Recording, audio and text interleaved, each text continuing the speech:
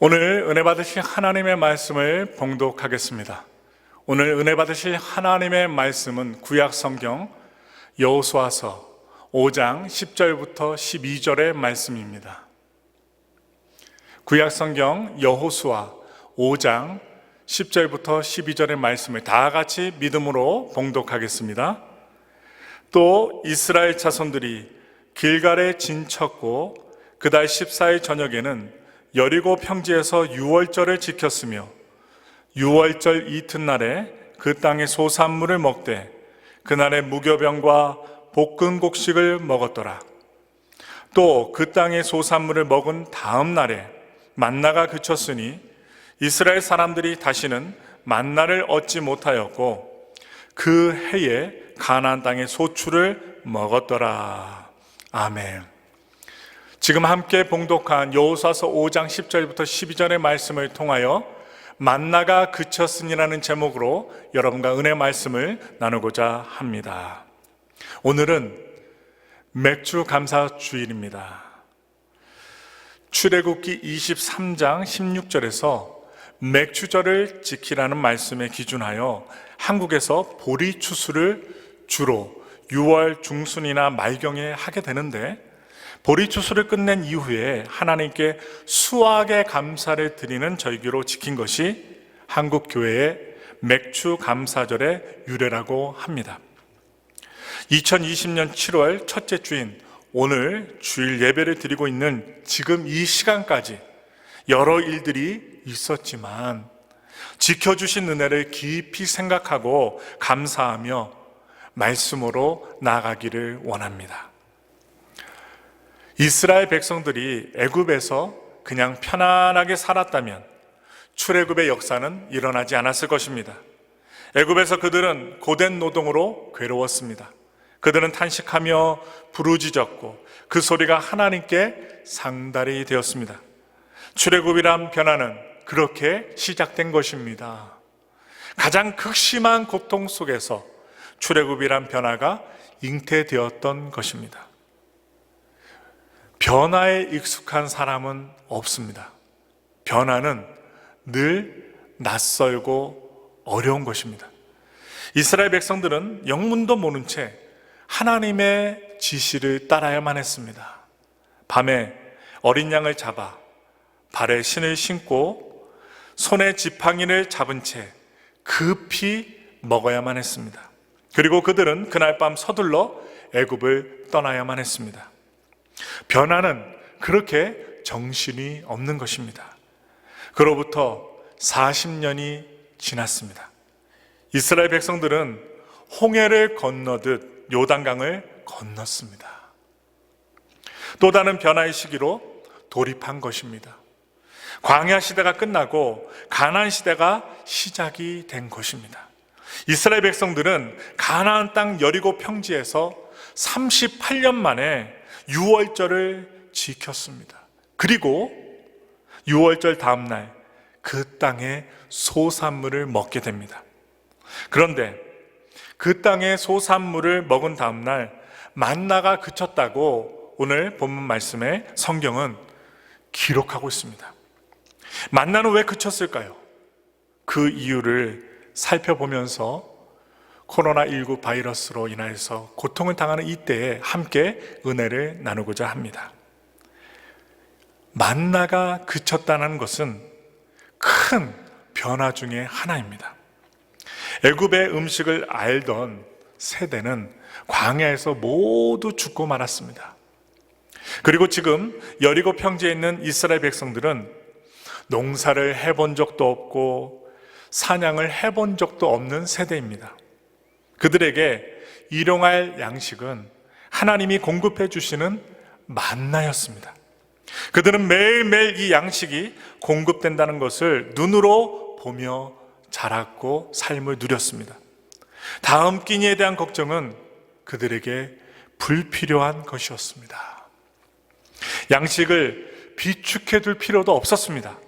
다음 날까지 그 양식을 두게 되면, 만나를 두게 되면 벌레가 생기고 냄새가 나서 못 먹게 되었습니다. 만나는 그야말로 일용할 양식이었던 것입니다. 물론 애굽에서 노예로 살았을 때 다양한 음식을 맛보았던 그 부모 세대들은 바로 1세대들이죠. 이 만나에 대해 불평불만했습니다. 그러나 그 이후에 광야에서 자란 신세대는 만나 외에 다른 다양한 음식을 맛보지도 못했고 알지도 못했습니다. 비록 단조롭긴 하지만 그들에게 유일한 식량이었습니다. 그런 그들에게 만나가 그친 것입니다. 생명의 양식이 그쳤던 것입니다. 가나안 땅의 소산물을 먹은 다음 날 아침에 그들은 매일의 일상처럼 소쿠리를 들고 접시를 들고 쟁반을 들고 만나를 거두러 나갔을 것입니다. 그러나 아무리 기다려도 만나를 만날 수가 없었습니다. 만나가 그친 것입니다. 만나가 그쳤다는 당장의 현실은 300만 이스라엘 백성들에게 위기였습니다. 그러나 오늘 이 아침에 함께 읽은 본문을 보시면 이스라엘 백성들이 그 땅의 소산을 먹었다는 말이 3번이나 반복되고 있습니다. 하나님께서 당신의 백성을 위하여 새로운 양식을 준비하신 것입니다. 이전에 익숙했던 것이 끊어질 때 우리는 위기감을 느끼게 됩니다.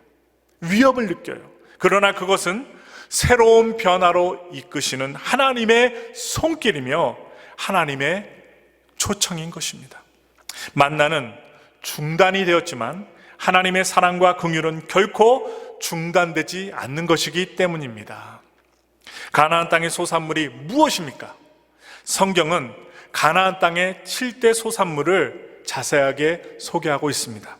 신명기서 8장 7절부터 8절의 말씀을 우리 다 같이 읽겠습니다. 내 하나님 야훼께서 너를 아름다운 땅에 이르게 하시나니 그곳은 골짜기든지 산지든지 시내와 분청과 샘이 흐르고 밀과 보리의 소산지요 포도와 무화과와 석류와 감람나무와 꿀의 소산지라. 오늘 이스라엘 사람들이 이스라엘 땅에서 철마다 먹는 음식물들입니다. 이스라엘 백성들이 광야에서는 구름기둥과 불기둥을 잘 따라가면 됐습니다만 하나님이 보여주시는 방향만 잘 따라가면 먹고 살 걱정은 없었습니다. 그러나 가나안 땅에 정착했던 이들은 언제 심고 언제 거두어야 할지 그 시즌을 알아야만 했습니다. 그리고 땀 흘려 경작을 해야 소산물을 거둘 수가 있었습니다.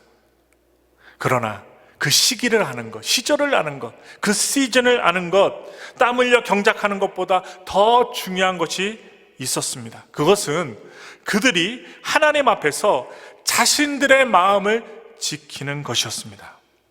하나님께서는요, 이스라엘 백성들에게 가나안 땅이 애국과는 성격이 다른 땅이라고 말씀을 해주셨습니다. 우리 다 같이 신명기서 11장 10절부터 12절의 말씀을 다 같이 읽겠습니다. 내가 들어가 차지하려 하는 땅은 내가 나온 애굽 땅과 같지 아니하니 거기에서는 너희가 파종한 후에 발로 물 대기를 채소밭의 댐과 같이 하였거니와 너희가 건너가서 차지할 땅은 산과 골짜기가 있어서 하늘에서 내리는 비를 흡수하는 땅이요 내 하나님 야훼께서 돌보아 주시는 땅이라. 연초부터 연말까지 내 하나님 야훼의 눈이 항상 그 위에 있느니라. 아멘. 애굽에는 나일강이 있었기 때문에 비가 좀 안 와도 농사하는 데 상관이 없었습니다. 그러나 가나안 땅은 빗물을 이용하여 농사를 하기 때문에 우기에 일정량의 비가 반드시 내려야만 했습니다. 하나님은 이스라엘 백성들에게 비를 약속해 주셨습니다. 그러나 그 전에 하나님께서는 이 백성들이 마음을 다하여 야훼를 사랑할 것을 원하셨습니다.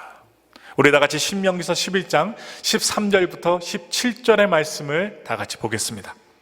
내가 오늘 너에게 명하는 내 명령을 너희가 만일 청종하고 너희 하나님 야훼를 사랑하여 마음을 다하고 뜻을 다하여 섬기면 야훼께서 너희의 땅에 이른 비, 늦은 비를 적당한 때에 내리시리니 너희가 곡식과 포도주와 기름을 얻을 것이요 또 가축을 위하여 들에 풀이 나게 하시리니 내가 먹고 배부를 것이라.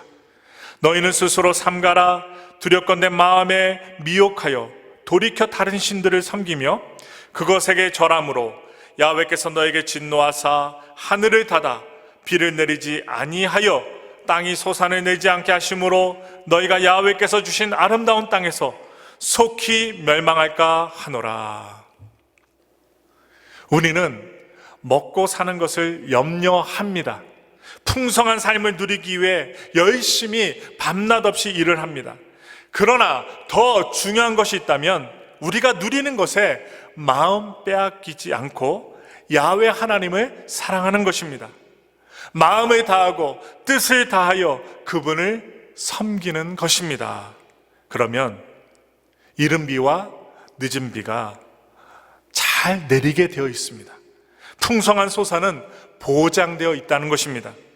광야 시대의 이스라엘 백성들은 비록 고달팠지만 하나님이 하시는 일을 직접 목격할 수 있었습니다.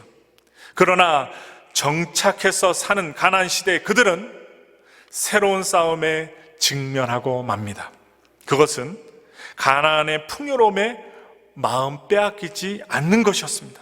그것은 그들의 공급자이신 하나님 한 분을 잃어버리지 않는 것이었습니다. 모세는요, 가나안 땅에 들어가는 세대들에게 이렇게 말씀하고 있습니다.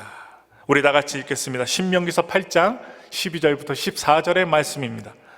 내가 먹어서 배부르고 아름다운 집을 짓고 거주하게 되며 또 내 소와 양이 번성하며 내 은금이 증식되며 내 소유가 다 풍부하게 될 때에 내 마음이 교만하여 내 하나님 야훼를 잊어버릴까 염려하노라.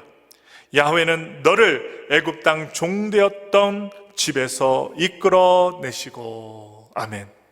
하나님을 잃어버리지 않는 백성이 되는 것, 그것이 하나님의 최대의 관심사였던 것입니다. 이전 시대에 하나님이 하신 일을 기억하고 앞으로도 하나님이 하실 일을 기대하는 것, 그것이 하나님 나라 백성들의 유일한 관심사가 되어야만 했던 것입니다. 유대인들만이 아니라 이방인인 우리들도 예수님 안에서 하나님의 백성들이 되었습니다. 유대인 랍비였던 이 바울은 그 사실을 이렇게 고백하고 있습니다. 우리 다 같이 갈라디아서 3장 26절부터 29절의 말씀을 읽겠습니다. 너희가 다 믿음으로 말미암아 그리스도 예수 안에서 하나님의 아들이 되었으니 누구든지 그리스도와 합하기 위하여 침례를 받은 자는 그리스도로 옷 입었느니라.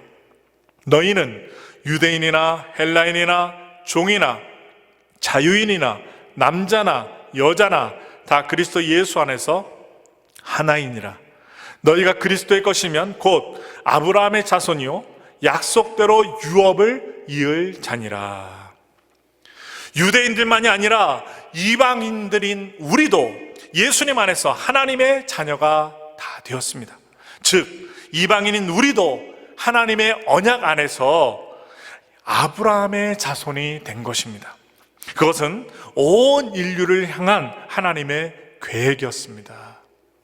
하나님은 유대인만 선택한 것이 아니라 이방인들도 바로 하나님의 자녀로 부르신 것입니다. 하나님께서는 이 일을 예수 그리스도를 통해 이루셨습니다. 유월절의 어린 양처럼 모든 인류의 죄를 위한 희생 제물이 되게 하신 것입니다. 우리 다 같이 갈라디아서 3장 13절부터 14절의 말씀을 보겠습니다. 그리스도께서 우리를 위하여 저주를 받은 바 되사 율법의 저주에서 우리를 속량하셨으니 기록된 바 나무에 달린 자마다 저주 아래 있는 자라 하였음이라. 이는 그리스도 예수 안에서 아브라함의 복이 이방인에게 미치게 하고 또 우리로 하여금 믿음으로 말미암아 성령의 약속을 받게 하려 함이라. 우리는 이 말씀 때문에 우리 역시 아브라함의 자손이라고 믿고 있는 것입니다. 하나님께서 아브라함에게 주신 언약의 본질이 무엇입니까? 그것은 그와 그의 자손이 열방의 복이 되는 것입니다. 하나님께서는 땅의 모든 족속들이 아브라함으로 말미암아 복을 얻을 것이라고 약속해 주셨습니다. 그래서 예수님을 통해 하나님의 자녀가 된 우리 역시 아브라함의 언약을 이어갈 권리와 책임이 있는 것입니다. 코로나19 바이러스로 인해서 전 세계가 2020년 3월부터 오늘 7월까지 약 5개월 동안 크나큰 여러 가지 환경의 변화를 경험하고 있습니다. 이 영향으로 인해서 그동안 우리를 먹여왔던 만나와 같은 삶이 그친 것 같이 많이 당황스러움을 우리는 잊을 수가 없습니다. 또한 당황하며 이 시기를 눈치 보며 살고 있습니다. 그러나 만나가 그친 것은 이전 시대가 끝났음을 의미합니다. 또한 그것은 앞으로 하나님께서 새로운 방식으로 공급하시겠다는 초대이자 약속이라는 것입니다. 이러한 변화가 익숙하진 않지만, 힘들지만, 고달프지만 우리는 오직 새로운 길로 인도하실 하나님을 기대할 뿐입니다. 지금 이 시대는요, 풍요와 번영에 온 마음을 빼앗겨 버린 시대입니다. 인간의 풍요와 번영 때문에 자연과 다른 동식물들이 피폐해진 시대에 우리는 살고 있습니다. 인간끼리도 피폐해지는 시대입니다. 눈에 보이지 않는 바이러스를 통하여 영장류라는 인간이 자신의 삶을 다시 바라보고 반성하며 앞으로 좋게 나아가기 위하여 새로운 마음과 새로운 생각을 비롯하여 새로운 믿음으로 나아가야 하는 숙제를 얻게 되었습니다. 오직 하나님의 은혜와 하나님의 사랑을 다시 깨달아 하나님을 끝까지 사랑하시는 인생들이 되시기 바랍니다. 바라기는 우리 모두가 세상의 풍요와 번영빛, 바이러스 세균의 마음을 빼앗기지 않고 하나님을 기억하는 사람들, 하나님이 하실 일을 기대하는 사람들이 되시기를 기도해 봅니다. 그리하여 우리의 인생이 하나님의 풍성함을 전하는 복의 통로로 사용되며 오늘 맥주 감사절을 지키면서 하나님께 감사를 넘치게 드리는 하나님의 백성들이 되시기를 예수님의 이름으로 축원합니다. 다 같이 기도하겠습니다.